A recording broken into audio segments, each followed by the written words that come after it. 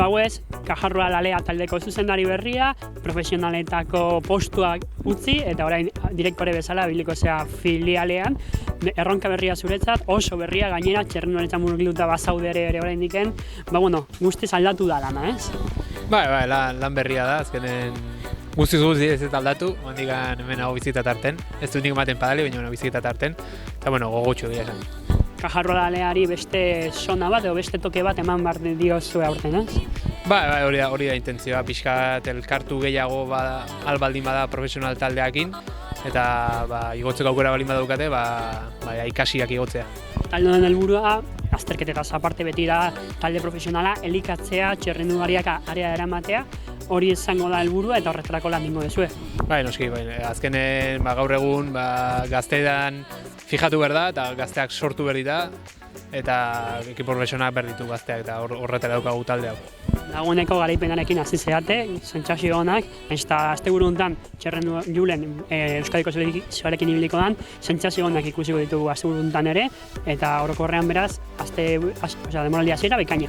Nik uste gaina asteburu hau egokigo datorkigula gure txirrindunarentzat eta nik uste gogotsu daudela eta gerra emango dugula. Julen Arriola bengoa Kajarroa Alea taldeko txirrinduaria demoraldiko bi lehenengo asteak bukatu ditugu, Esor Baskeko bigarren asteburua, eta batez ere Murtzian lehiatu nuten taldearekin Guadalentin itzulian, bertan azkeneko itzulin, azkeneko etapa gogorrenean irabazi zenun, garaipen lortu zenun etapan, beraz esan dezakegu ezin hobea hasi dezula demoraldia, eta guk esan bezala gure aurreko bideoan, jarraitu beharreko txerrinduetako bat izango zehala, nola hasi du Julenek demoraldia?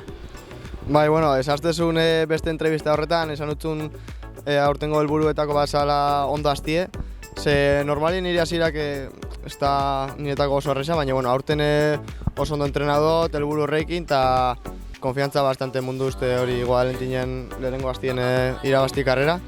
Eta gaur aste bukara honetan selekzioaz lan polita egin du, eta ondo etorriko da.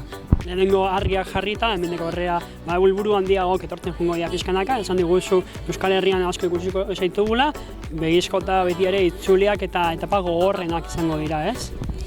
Bai, hori da, orain urte hasiera honetan badauz egun bateko karrera oso politak.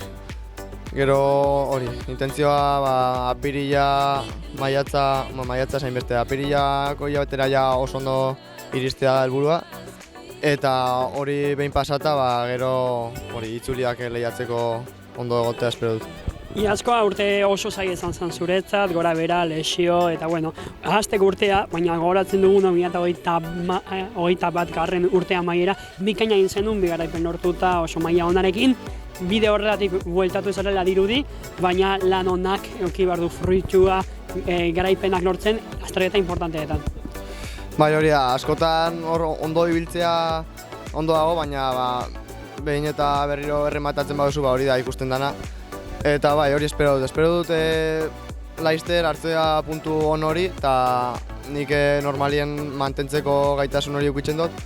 Orduen hori, espero dut berriz ondo jartzi, eta lehen urtekue bai izen zen urte oso zaila niretzat, baina uste dut asko ikasi nahuela, niretako ondo etorri jatela lehen urtien. Suposatzen dut beti gora begira zela txinez pixka bat. Bai, hori da helburua beti danik eta saiatuko gara bera urten.